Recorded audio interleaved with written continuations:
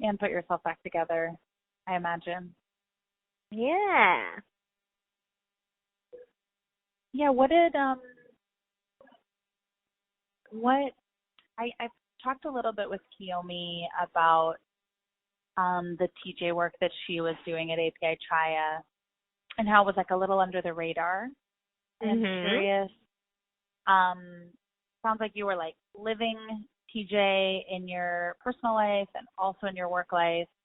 I'm curious if you could share a little bit about those early years of your time at API Chaya and like how you saw TJ like grow, what you part of this project is sort of like, for me, this research is kind of mapping what's in the TJ universe. So I'm sort of curious if there were specific groups or books or people that helped clarify for you what transformative justice meant, especially folks and groups that might be outside kind of like the canon of what we often talk about.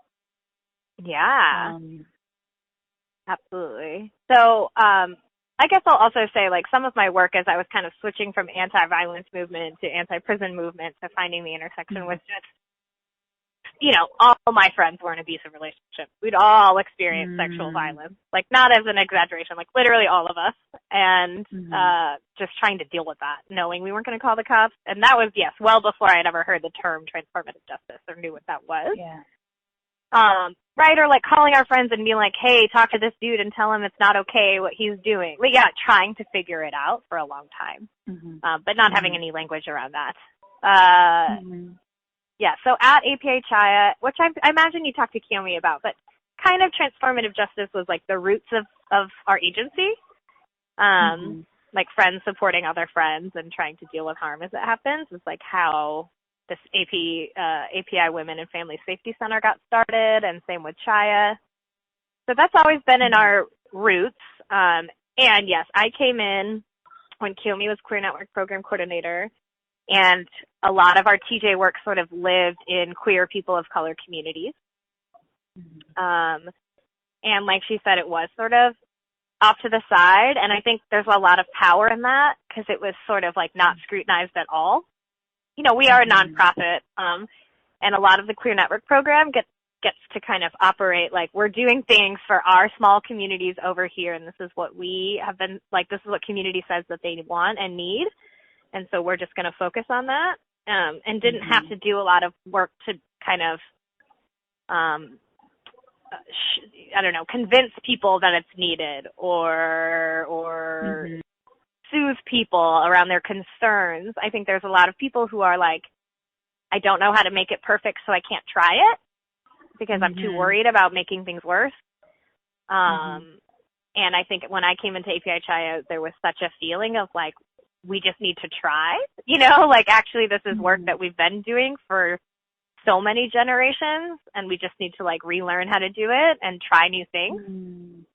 And that felt so possible when it was kind of a little undercover, not undercover, but yeah, off to the side, you know, that it was like, and it's so possible. So that work was sort of starting to meet with and talk to a few of the people in Seattle who had been doing it a long time. So like Kiyomi and Theron from Kara, and Norma Timbang, who's one of the founders of API Chaya, and people like Billy Rain. Norma was actually how I got connected to Kiyomi. I haven't been able to talk to her in years, but I was so appreciative of her. Yeah, she was just really awesome. Is she still involved in API Chaya? Yeah, we'll get to it. Okay. But the kind of new program we just built around TJ, she is one of the mentor group. Oh, that's awesome. Her and Kiyomi both, and Theron, actually. They're all part of our mentor group. That's amazing. Yeah, so it was like sort of started pretty slow, like, you know, meetings with those folks to start to document, like, you know, what are the lessons that we've learned so far, and just like trying to figure this shit out. What have we learned? And just that small group of people, like, what would we have wanted to know? What can we do around that? So there was just, like maybe quarterly meetings with that group for a while. And then it was like, okay, maybe we can just start doing like panels or like a shorter series of workshops for community to share some of what we know and have learned. And then there was one or two kind of support groupy sessions, just meetings of what we call the survivors of TJ processes. Oh, yeah. Wow. Yeah. So people who had been through it, the good, the bad, and the ugly of it all, and just bringing folks together and being like, and just having conversations of like, how was that? What worked and what didn't? And that. Oh my God, what did you find out? This is so juicy. Oh my God. There are notes I can share with you if you want. Absolutely. There was a lot around, and it was hard to sustain, that there might have been energy at the beginning, but after a few months it was hard for people to stay engaged. There's a lot of conversations around how survivors' goals change over time, and that there were some processes that didn't handle that well. And what we know is like healing is actually a lot like a spiral, and your wants, needs, and wishes do change a lot of the time, and we need to be able to like hold that with some flexibility. And I think there was a lot of feelings just around like the person who caused harm didn't want to engage. So I think what I have tried to glean from that and take over the years is like, what are the ways that we can lift up the things that went well, even if it doesn't feel like, wow, that was a great process and everyone has changed at the end.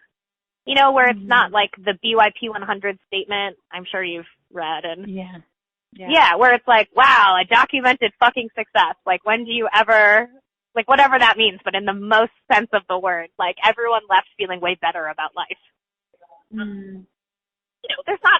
There's not a ton of, I think, examples of that, certainly not documented. But how can we start to lift up, like, I think what that helped me realize, and all of us come to, is like, wow, processes are, like, at best even, the beginning of a healing process. And that's actually really amazing. Like, can we create a space where people feel at the end of it, even if the person who caused harm isn't shifted or changed or even engaged at all, where where most people impacted can feel more connected, can feel more resourced, can feel like this was the beginning of a healing process for them, and that's amazing. I love the article by, I think it's Billy Stands Up, like how not to succeed in transformative justice. Yeah, well, they're like, this idea of success is capitalist anyway, and it's stupid.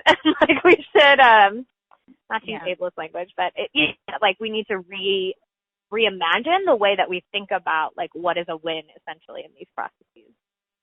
So I think that was, like, the beginning of helping to kind of come to that.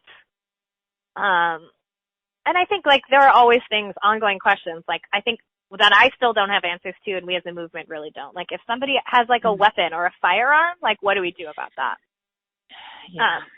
I think that there are, if somebody just patently doesn't want to engage, and then they start telling everyone else in the community, trying to rally support around them, like, I think it's really hard to deal with all of those things still. And that was a lot of what was brought up, too, in the, like, what didn't go well side. And how can we lift up, like, my kid, I had really great conversations with my kiddo about what was going on, and they didn't feel, like, so alone or isolated. Like, that's huge, and how can we start to lift those things that feel small but are actually big things up? It sounds also like, from what I've heard, that also API Chaya is really lifting up transformative justice as central to its mission and kind of expanding and to some extent like institutionalizing TJ. And I wonder if you could speak to what you were describing sounded like kind of preparations, and I wonder where things are at in the organization for you now. Yeah, so different. So we went from those kind of like a TJ Survivors group to, we did a 7-week series for community, like TJ skills building series, experiential skill building, 7 weeks, called Girl, We Got You. Was that already happening when you talked to Kiyomi? I talked to Cami a long time ago, probably like 2014, 2015. So probably not.